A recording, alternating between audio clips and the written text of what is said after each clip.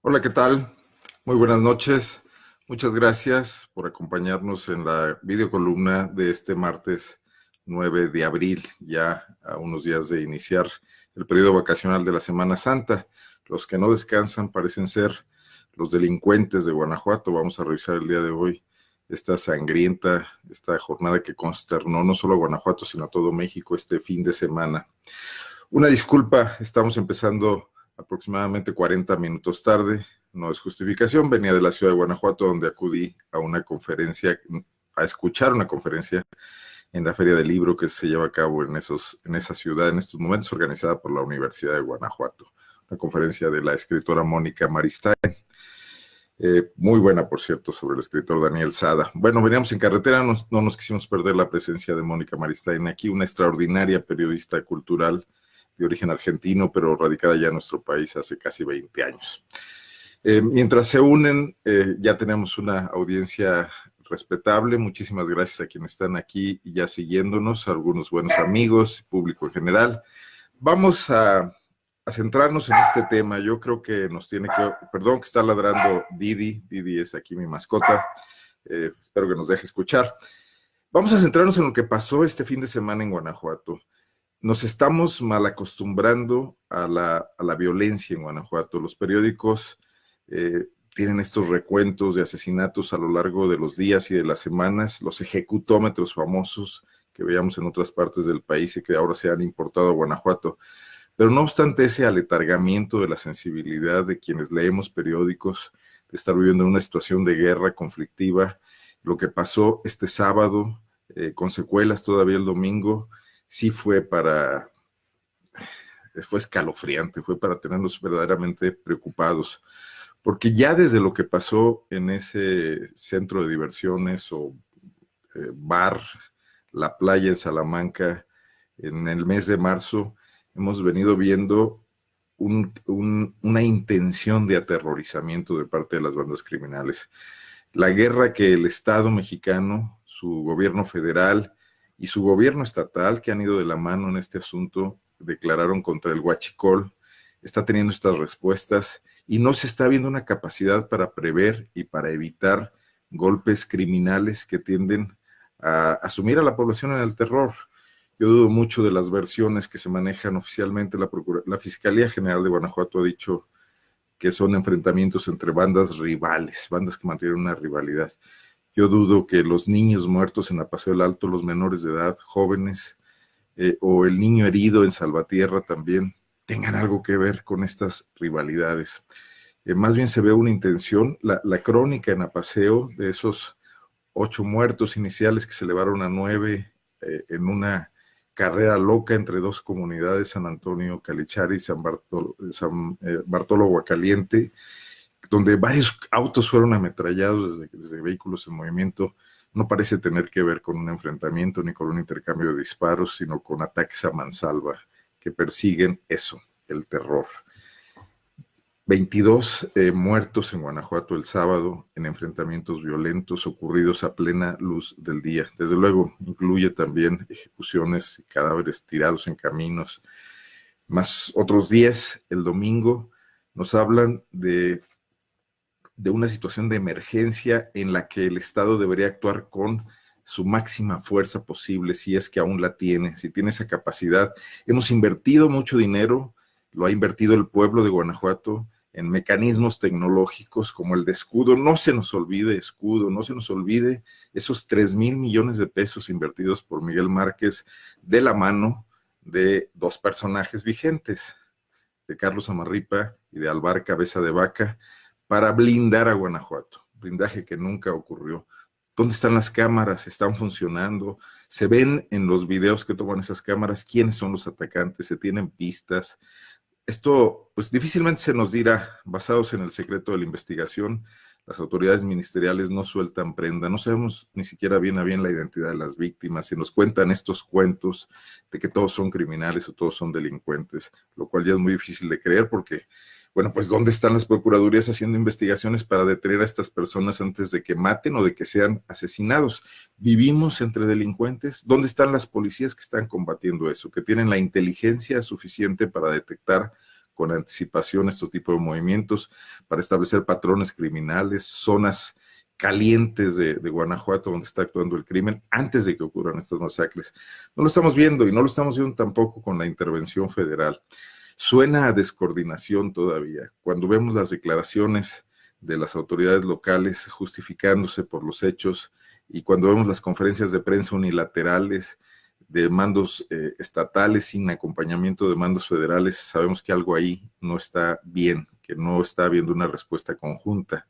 Cuando vemos a Andrés Manuel López Obrador declarando en una conferencia mañanera el día de ayer que Guanajuato tiene serios problemas por la desatención que ha habido aquí, por la tolerancia que ha habido aquí a los grupos criminales, y cuando un par de horas después no escuchamos la voz del gobernador Diego Sinue porque no quiere entrarle a estos temas, porque ha regresado a ese discurso que ya había abandonado de que él no va a hablar de seguridad, que él solo va a hablar de noticias positivas o de cosas bonitas. Bueno, pues no, señor, estamos preocupados por lo que está pasando y queremos que nuestros máximos líderes, los responsables de la conducción de la vida en esta vida pública, en esta sociedad, que han recibido una validación mediante el voto, que manejan el presupuesto público, nos digan qué está pasando, nos digan qué van a hacer, nos digan que están comprometidos con erradicar esa situación, con combatirla y con enfrentarla. No lo estamos viendo. Digo, si no fue hasta Alemania a tratar a conseguirla, consiguió, parece que ya estaba conseguida, ya no se sabe, una feria industrial. Díganme ustedes, ¿a quién le importa en estos momentos en Guanajuato? De la gente de la calle, de la gente que en Apaseo del Alto escuchó esos disparos, en Acámbaro, en Salvatierra, en Valle de Santiago, en Irapuato, en Salamanca, en la misma Guanajuato. ¿A quién le importa una feria automotriz de última generación? ¿En serio? ¿En serio creen que eso es lo que preocupa a los ciudadanos de Guanajuato? Decían los viejos políticos con aquella maña que los caracterizaba, que cuando el pueblo decía que era de noche, había que prender la luz, aunque fuera de día, aunque hubiera luz. Bueno, pues aquí estos políticos no están haciendo eso, nos quieren vender espejitos, esas ferias industriales, claro que vienen a México encantados de la vida, si aquí les pagamos el costo de las franquicias y les ayudamos a hacer un gran negocio. Pero ¿es esa la solución a los problemas que tenemos hoy en día? La industrialización de Guanajuato trajo consigo algunos beneficios, trajo una dinámica diferente, pero no ha traído un crecimiento de la riqueza a nivel general. No ha solucionado la pobreza en Guanajuato. Crecen los cinturones de miseria en las ciudades. El propio Miguel Márquez reconoció en algún momento que la política social era su gran deuda y trató de hacer un programa que a la final del día solamente sirvió para construir un sucesor en la persona de Diego Rodríguez Vallejo. La deuda no se saldó, ni siquiera se amortizó, eso persiste. Yo dudo que esta feria, esta cuarta ola industrial, o como se quiera llamar, 4.0, vaya a venir a solucionar esos problemas de rezago. El Estado tendría que estar preocupado por otras cosas. Primero que nada, por hacer lo que ya se dijo en el informe con bombo y platillo que se estaba haciendo, restablecer el Estado de Derecho. Hoy la ola criminal que vimos el fin de semana nos dice que eso no es cierto, que eso no está pasando.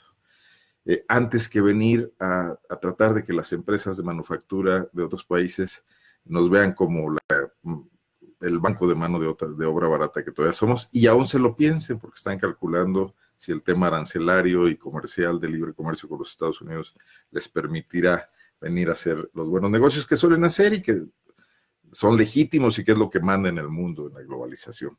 Pero deberíamos preocuparnos por nosotros mismos y elegimos gobernantes para que se preocupen por nosotros. Si Diego no fue a Alemania a negociar una feria, ¿por qué no va a México? ¿Por qué no va y se sienta con López Obrador y le dice necesitamos pacificar Guanajuato, necesitamos ponernos de acuerdo, necesitamos sentar en una mesa a los responsables de la Fiscalía, de la Secretaría de Seguridad y de la comandancia que la defensa mande ahí o del ejército para hacer una labor coordinada? Eso que vemos, eso no está pasando. Déjenme hacer una pausa para comentar algunas de las intervenciones que me hacen. Joan Ochoa, un cordial saludo también para Joan Ochoa, para Pedro Orla, para Coquis Gamiño, qué gusto tener aquí a Coquis de San Francisco del Rincón, Géminis González también, Luis Palafox, saludos, Armando Padilla también, qué gusto tenerlos aquí, Ricardo Contreras, dice la Administración del Miedo, desde Celaya nos escribe, Gustavo Adolfo González, gracias por los saludos, Gustavo, igualmente, un gusto. Araceli Domínguez, saludos también a la doctora Domínguez, Héctor Rodríguez Colmenero. Hoy no hay muchas preguntas. Ricardo Sánchez Benavides dice, es necesario y obligatorio que los gobernantes rindan cuentas. Sí, ni siquiera quieren hablar, ni siquiera quieren abordar los temas, mucho menos esa rendición de cuentas. La Fiscalía General del Estado, por cierto, se ha vuelto un ente muy opaco. Tienen el pretexto de que se están reorganizando. Y si usted busca en transparencia datos de estructuras, de salarios, de funcionarios, en este momento no hay muchos. Esperemos que eso no tarde. Ya no dependen de las áreas de transparencia del gobierno del Estado, tienen autonomía. Por cierto, la ley que crea la Fiscalía no contempló a ese nivel, al nivel máximo normativo de la dependencia, el órgano de transparencia. Seguramente vendrá en la parte reglamentaria, pero significa ponerlo un poco abajo. Debería estar al mismo nivel que todas las fiscalías y todos los aparatos que tiene las subprocuradurías o como se les llame ahora. Son fiscalías especializadas todas. También debería estar ahí el área de transparencia como el área de control interno. No está. Esperemos que la fiscalía sea un poco más transparente de lo que fue, o mucho, porque la Procuraduría General del Estado de Carlos Zamarripa fue siempre un ente opaco, ayudado por la personalidad del titular. Necesitamos rendición de cuentas y necesitamos que alguien encabece los esfuerzos de todos por tratar de reconstruir, es la palabra, reconstruir Guanajuato con su tejido social y con su paz y con su tranquilidad. Nos dicen los gobernantes, no se va a hacer sin el esfuerzo de todos, aunque siempre parece que nos lo dicen regañándonos, como que tenemos que hacer más cosas nosotros, pero es necesario que ellos, que manejan el resultado del esfuerzo colectivo, que es el gobierno, porque tienen el presupuesto público, insisto, usted y yo y todos pagamos impuestos para que el gobierno tenga recursos y después eso se manifieste en una organización y en una respuesta coordinada a los problemas que nos enfrentan. Para eso constituimos gobierno. Bueno, el gobierno nos tiene que encabezar y liderar. Después de que pasa una elección y recibe los votos, tiene que esforzarse por tener vías de comunicación de ida y vuelta, no únicamente propaganda como vemos hasta ahora, escuchar y hacerse oír también, y no nada más a los niveles cómodos, no nada más con las organizaciones empresariales, que siempre son muy fáciles de poner de acuerdo, porque basta que sus intereses sean respetados o sean fortalecidos para que ellos avalen al gobierno en todo tipo de cosas. Por ejemplo, le daba la noticia aquí en días pasados de que estaba por tomar posesión, parece que ya ocurrió así, aunque vergonzantemente porque no se ha dado a conocer públicamente, el abogado Fidel García Granados como subsecretario de Medio Ambiente en la nueva Secretaría de Medio Ambiente y Ordenamiento Territorial. Pues es una postura que se le da a la Cámara de la Vivienda, no es una postura que represente a la mayoría de los guanajuatenses. La esposa de Fidel García Granados es la directora del Clúster de la Vivienda, un organismo que tiene como finalidad alinear esfuerzos del gobierno y de la propia empresa para, bueno, maximizar los buenos resultados de este tipo de empresas, coordinarse con el gobierno y tratar de jalar los máximos apoyos posibles y alinear a todos sus proveedores. Pero entonces, Diego Sinue está dándole posiciones al sector empresarial, ¿a cambio de qué? A cambio de apoyos en campaña, quizás, y luego con un funcionario que formó parte de la administración de Bárbara Botello. Yo recuerdo que a Fidel García Granados le llamaba Franz Espejel, destacado panista, el Mataficus. ¿Qué dirá Franz Espejel hoy de saber que el gobierno de Diego Sinue le dio un espacio más prominente del que tenía incluso con Bárbara Botello a Fidel García Granados? Estos gobiernos panistas, Márquez, Héctor López Santillana, persiguieron a Bárbara Botello, la acusaron de corrupción, la acusaron de una mala administración. García Granados mismo fue inhabilitado. Ganó un juicio porque son muy malos los abogados panistas para tratar de perseguir las irregularidades, no tanto porque tuviera razón, pero hubo un cuestionamiento social serio que provenía incluso del propio PAN. Hoy trabaja en el gobierno de Diego Sinue.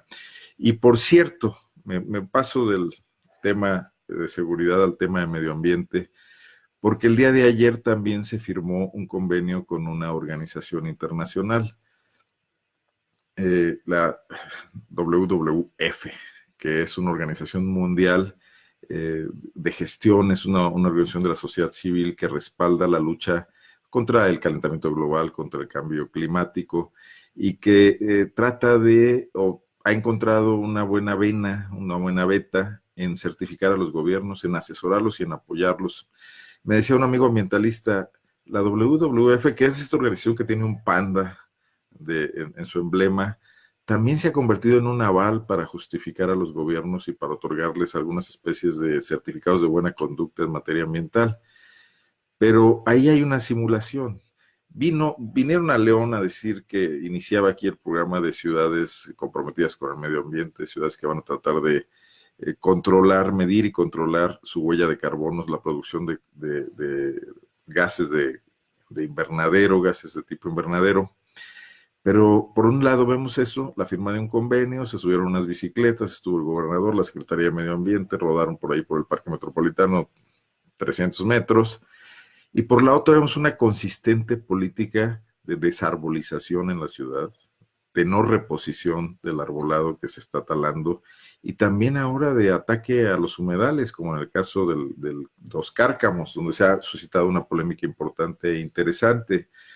Hay quienes quieren, simplemente por el hecho de decir que no es un humedal natural, desentenderse del vaso de los cárcamos, que muy buen servicio le ha dado a la ciudad. Muchos habitantes, no solo de la zona, acuden a ese parque a diversas actividades, desde recreativas hasta deportivas, de oxigenación, de relax, etcétera. Pero además es un refugio de aves migratorias. Hay muy pocos en la ciudad. Además afecta el ecosistema también de la presa del Palote. ¿Qué necesidad hay de ir a afectarlo para validar un centro comercial, otro centro comercial más en la ciudad, que además está contemplando edificios, altos edificios que cambiarán ahí el paisaje? Bueno, pues ahí están los intereses y los gobiernos que validan esos intereses y que mandan a segundo término el asunto ambiental. León es una gran plancha de concreto y parece que a las autoridades no les importa otra cosa, les importa que eso siga siendo. Entonces no me explico qué tipo de avances se van a lograr con la firma de estos convenios como el que ayer se signó aquí en León, cuando no hay un compromiso serio en las políticas públicas de verdad de volver a esta ciudad un poco más sustentable.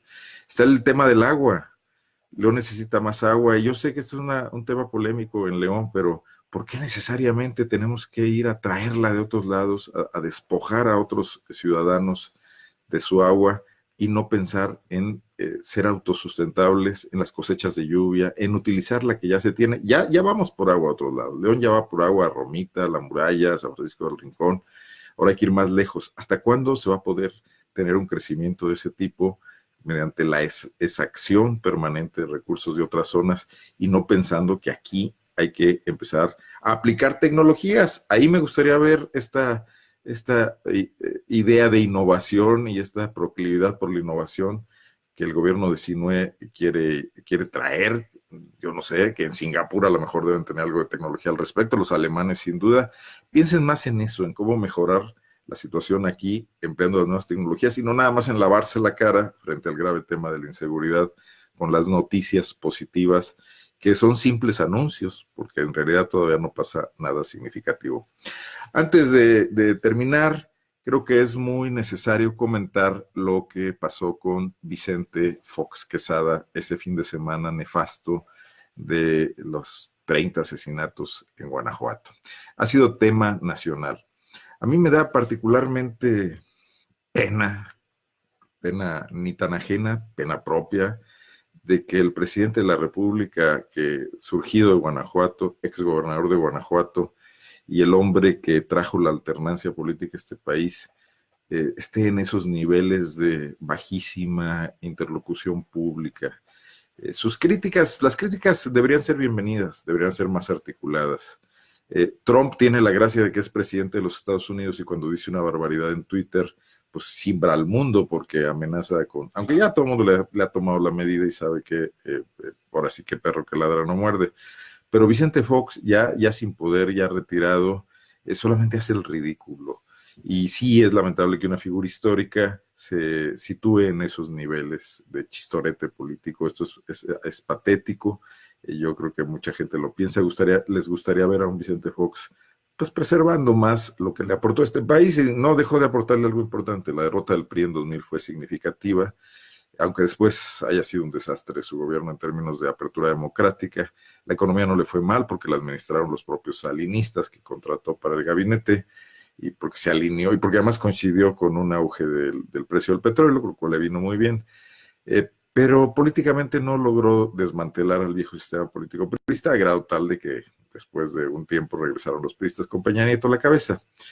Bueno, Fox lanzó ese tuit del comando armado que asaltó San Cristóbal.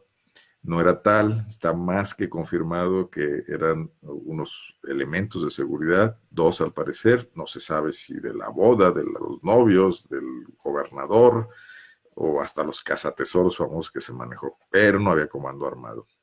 Ahora bien, eso que le pudo haber pasado al expresidente en caso de que hubiera sido cierto, está pasando en todas partes, pero no todo mundo tiene la posibilidad de mandar un tuit y que Peña Nieto, López Obrador lo escuche y defina que hay que mandar soldados a cuidar a alguien. No han llegado los soldados, se dice, pero ya están ahí los policías de San Francisco del Rincón, que San Francisco del Rincón debe ser una ciudad con déficit de elementos de seguridad. Bueno, pues ya tuvieron que mandar a un pelotón a cuidar al expresidente por ahora sí que literalmente pues un mal viaje de Fox en ese momento. Y bueno, lamentable ser noticia Guanajuato, no solamente por lo trágico de lo que pasó, sino también por este humorismo involuntario y patético de un personaje que no supo estar a la altura de la historia que le tocó vivir.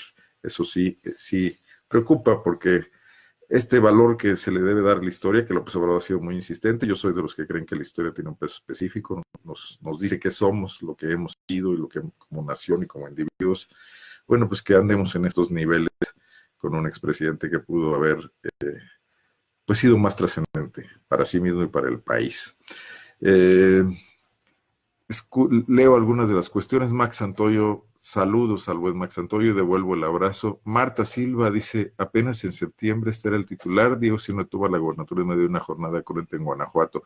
Ese era el titular, perdón, Marta Silva, mi compañera de Pop Lab, me dice que cuando tomó posición Diego Sinue, ese fue la cabeza de un medio de comunicación, 20 ejecuciones en 2 días. Bueno, no han cambiado mucho las cosas 6 meses después, cuando tenemos nuevamente titulares con esa naturaleza y al gobernador desentendiéndose, huyendo a la responsabilidad, no estando a la altura de las circunstancias y diciéndole a sus conciudadanos cómo ve las cosas. Ni siquiera un pésame a las víctimas, a los jóvenes que murieron ahí, una consternación mínima que como gobernante de todos nosotros que mostrar el mandatario.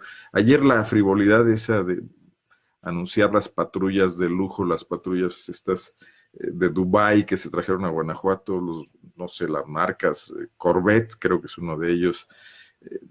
¿De qué va a servir eso? La verdad, ¿creen que eso les puede ganar imagen? ¿En serio? ¿A qué clase de mercadólogos se le están ocurriendo esas babosadas? Ojalá el gobernador cambie pronto de asesores porque lo están llevando por un muy mal camino. Me dice otra persona, Rocío, del periódico El Correo, 25 de abril de 2016, pleno del ayuntamiento inhabilita exfuncionario por no entregar información solicitada a la Contraloría. Fidel García está inhabilitado de cualquier cargo público. Bueno, pues ya lo rehabilitaron y ahora está en el gobierno de Diego Sinue. Nicolás León Pérez dice, qué bien que tenemos este medio que nos aclare temas tan importantes. Felicidades, muchísimas gracias. Ricardo Sánchez Benavides, hubiera sido mejor vender los vehículos de lujo y con el dinero recaudado comprar patrullas adecuadas. Ciertamente esos Corvettes no van a aguantar mucho corriendo si se salen de las carreteras pavimentadas, incluso en las carreteras pavimentadas. Francisco Arrona también escribe algo. Marcos Villafaña, gracias por no callar e informar. Muy importante la crítica. Francisco Arrona me dice, los políticos están sordos. Bueno, pues apresurado y retrasado, pero hemos revisado un poco lo que pasaba esta semana, lo más relevante. Estaremos aquí comentando otros temas el próximo martes y ahora sí a las 9, lo prometo. Voy a organizar mejor mi agenda. De cualquier manera, les agradezco mucho. Hubo una audiencia muy, muy buena, muy respetable. Buenas noches, soy Arnoldo Cuellar y muchísimas gracias. No se olviden de leernos también en poplab.mx, Laboratorio de Periodismo y Opinión Pública. Los artículos que yo publico también están en mi blog arnoldocuellar.com. Buenas noches, muchas gracias.